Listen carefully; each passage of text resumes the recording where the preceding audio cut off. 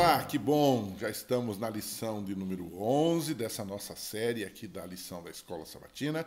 Você é bem-vindo, você é bem-vinda. Muito obrigado pelo carinho. Semanalmente recebemos mensagens aí no YouTube referentes à lição da semana. É muito bom ler essas mensagens, é muito bom ter você conosco e transmita isso também, esse canal, para os seus amigos, né? Essa semana o tema é enganos no tempo do fim, ou enganos do tempo do fim. Isso referindo-se a essa questão, sobre essa temática geral desse trimestre, que é vida, morte e ressurreição. Então você tem algumas coisas que preocupam e que não são amparadas pela Bíblia. Por exemplo, o que chamamos de misticismo.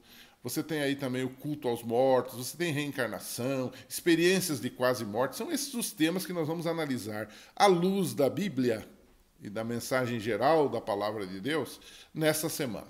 O primeiro tema é misticismo. Misticismo é um termo meio complexo, meio controvertido, né? Mas, em resumo, algo místico sugere a união do humano com o divino. Ou seja, é alguma busca que o ser humano tem. Só que, ao fazer esta busca de Deus, o ser humano pode se atrapalhar com muitas coisas ou valorizar aspectos que não são exatamente valorizados por Deus através da sua palavra, né? Então, uma breve análise deste fenômeno, né, do misticismo, que hoje está tão comum no mundo atual. Pessoas que nem creem direito em Deus, não creem na Bíblia, mas são místicas, elas acreditam em alguma coisa, num pé de bode, numa ferradura. Esse é um tipo de misticismo misturado aí com superstição também, né? Então, o problema do misticismo não está na busca do transcendental. Buscar isto é dever de todo homem.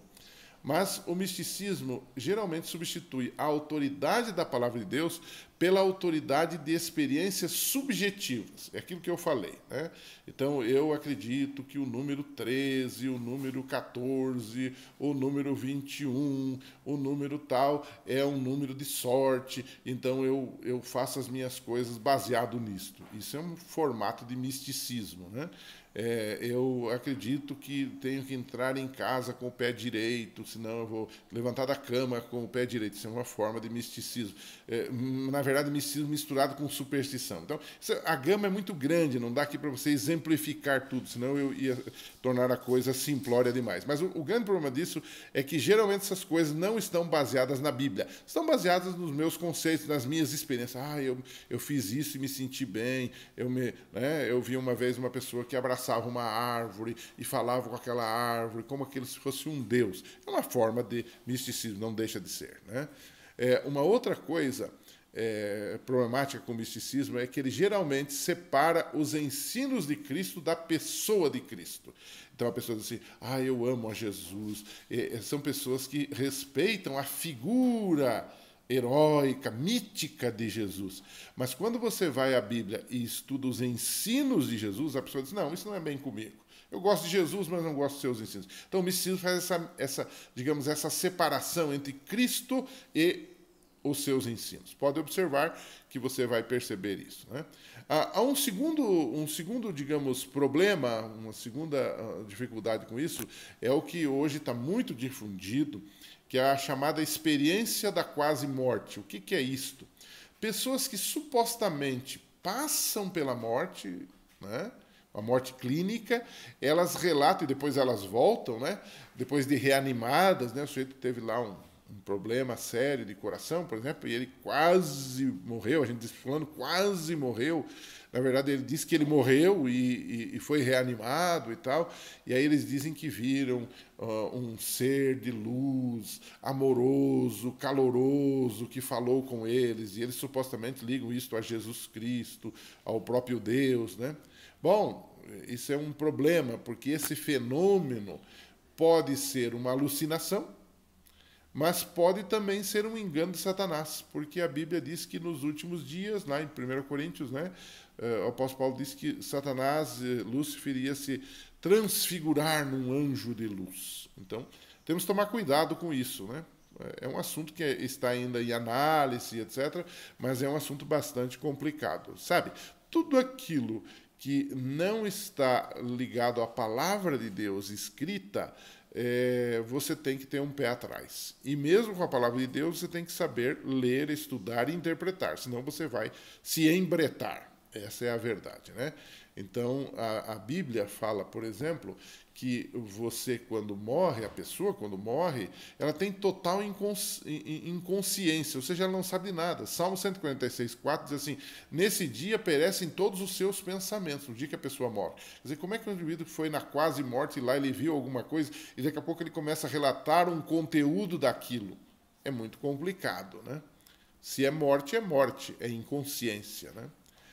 Um terceiro tópico que é muito difundido e que o tempo aqui não nos permite, digamos, falar tanto sobre ele, mas é um assunto vasto, há bons livros aí, até do mundo evangélico, tratando dessa questão, é a questão da reencarnação, né? Grandes religiões do mundo admitem que pessoas podem morrer, reencarnar várias vezes numa espécie de purificação, né? Qual é o problema com essa teoria bastante difundida e bastante crida, né? O problema é que ela prega a salvação pelas obras, ou seja, eu vou passando e eu vou aprendendo, eu vou sofrendo e aquilo vai me purificando, me burilando, me aperfeiçoando. Ora, essa não é a ideia bíblica de salvação, né? A Bíblia fala da salvação pela fé em Jesus, pela graça de Deus. Há uma transformação ali. Eu não preciso ficar sofrendo, embora o sofrimento ajude nesse processo, não é o único. A base da salvação é o sacrifício de Jesus Cristo, né? Uma outra questão que se levanta contra-argumentando a reencarnação é que os mortos, diz Hebreus 9:27, os mortos morrem uma só vez. Na reencarnação, há várias reencarnações, ou há várias mortes e há várias reencarnações. Então, contraria totalmente a Bíblia, né? Uma outra explicação que eu daria, refutando a ideia da reencarnação, é que Jesus nem precisaria voltar, porque eu já estou sendo purificado, eu já estou encontrando o meu destino, em outras palavras, né? O juízo divino também não deveria acontecer, porque eu já estou sendo julgado. Então, eu sou mau, aí eu morro, aí eu reencarno e vou sofrer na pele, no corpo de alguém, né? Por causa dos meus pecados anteriores, ou do ser que me antecedeu. Então, é uma ideia totalmente antibíblica, né? As pessoas já, nesse caso, já estão salvas ou julgadas. Então, não haveria nada de julgamento, nem de volta de Jesus, nada disso. Então, toda a narrativa bíblica vai por terra, né? Um quarto item, irmãos, é necromancia. Necromancia, que é consultar os mortos. As pessoas fazem uma consulta aos mortos para saber da vida dos vivos, né? E o outro também, dentro disso ainda, tem o culto aos antepassados. Algumas religiões, especialmente lá da Ásia, de outros lugares do mundo, elas têm essa ideia de culto aos ancestrais, aos antepassados. Bom, é simples dizer que a Bíblia deixa claro que ela não apoia nenhuma dessas duas práticas, né? O texto, por exemplo, de Levítico 19:31, na Nova Versão Internacional, diz assim, ó: não recorram aos médiuns, ou seja, aquelas pessoas que fazem o trânsito entre você e um morto, né? Para obter desse morto supostamente alguma orientação. Não recorram aos médiuns, nem busquem os espíritos, pois vocês serão contaminados por ele. Eu sou o Senhor, o Deus de vocês. Ou seja, para falar aos vivos, precisamos consultar os mortos? A resposta taxativa da Bíblia, em todas as suas partes, é não, né? Agora, um quinto item dessa nossa agenda aqui de teorias antibíblicas é personificações e outras aparições. O que é isto? Pessoas há que acham que um parente ou um amigo falecido apareceu para elas e conversou com elas. Especialmente naquela fase que o indivíduo está com muita saudade, que está sofrendo muito pela perda de um ente querido. Para essa pessoa, supostamente, é um alívio, é uma bênção de Deus receber a pessoa que faleceu e conversar com essa pessoa, né? Nós temos que observar que a Bíblia deixa claro que os que morrem estão no silêncio da morte, né? E não participam de nada aqui. O Eclesiastes 9, 5 e 6 deixa isso claro. Não há indústria na morte, não há sabedoria na morte, não há nada. Há uma cessação completa da vida. Então nós temos um problema aqui. Se alguém apareceu, o que aconteceu? Bom, pode ser fruto do meu próprio desejo de ver essa pessoa, um tipo de alucinação. Eu não teria aqui as palavras, digamos, de acordo com a psicologia para colocar para você. Pode ser isto, né? Mas pode ser também, não dá para descartar a hipótese de que o próprio Satanás se disfarce em anjo de luz e venha ali conversar com a pessoa, justamente para validar todas essas teorias, digamos, da imortalidade da alma, que são contrárias à Bíblia Sagrada, à Palavra de Deus, ok? Agora, para a gente terminar, né, a conclusão dessa semana, já que estamos falando desses assuntos todos, né, você tem uma história na Bíblia que às vezes deixa dúvidas na cabeça das pessoas, né? É a história de Saul, que era um rei de Israel, que foi consultar uma feiticeira, supostamente para conversar com Samuel, que tinha morrido, que era o profeta, para obter de Samuel algum conselho, alguma coisa nesse sentido. Isso está lá em 1 Samuel, capítulo 28. Né? Então, ele supostamente falou com o falecido profeta Samuel. E o que a gente aprende dessa história?